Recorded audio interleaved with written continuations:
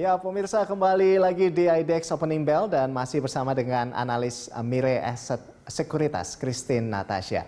Ya, Mbak Christine, jadi ini ada saham apa saja yang berpotensi menguat di Januari ini, Mbak?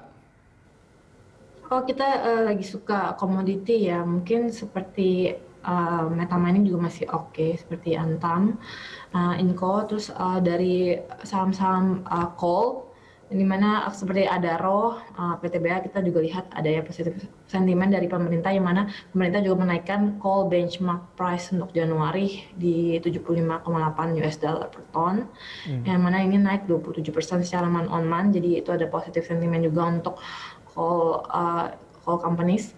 Terus ya kita lihat juga dari saham-saham construction seperti Adikarya, terus WSKT juga masih berdampak positif untuk Januari ini.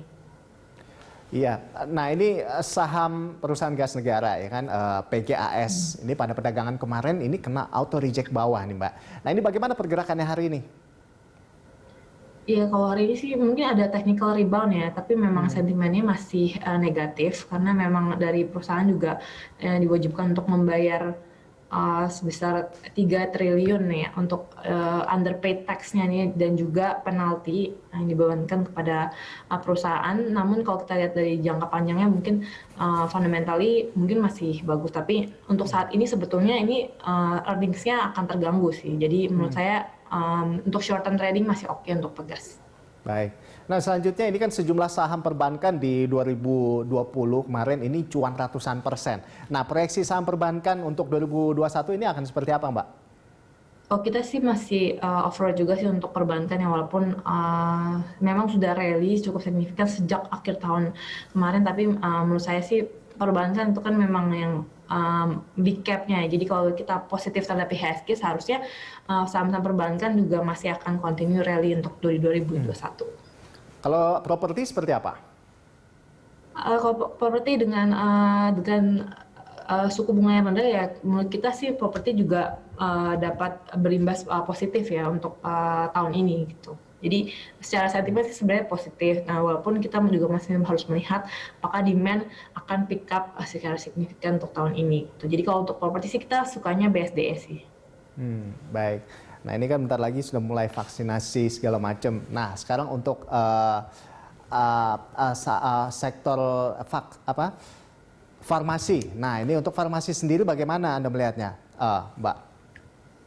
Ya, kalau dari kayak seperti KF, Inaf sebenarnya itu ini kan government own pharmaceutical company ya. Sebenarnya kalau lihat dari segi valuasi sebenarnya sih cukup mahal ya. Tapi memang kalau dari segi sentimen sebenarnya itu lebih positif karena memang ya karena vaksin ini gitu. Tapi menurut kita ya ini short term trading aja sih untuk KF, Inaf. Terus kalau kita lihat KLBF juga mungkin dia dapat impact positif dari penguatan rupiah aja sih, karena juga raw material mereka juga ambil import gitu. Menurut saya gitu. Jadi kalau misalnya untuk farmasi ini kan kayak Kalbe Farma gitu ya. Nah ini baiknya untuk jangka pendek atau jangka menengah ini, Mbak? Kalau untuk mungkin jangka panjangnya banget sih, saya lihat sih karena ini masih consumer goods company juga ya, kalau nggak KLBF, karena kan mereka selain farmasi mereka juga mempunyai consumer goods produk gitu. Jadi untuk jangka panjang banget sebenarnya sih untuk consumer companies masih positif karena mereka tergolong defensive company. Untuk saat ini memang secara valuasi mungkin kurang menarik ya dibandingkan ada mungkin saham lain yang dengan valuasi yang lebih menarik. Ya, untuk saat ini sih saya sarankan untuk short term trading masih oke lah.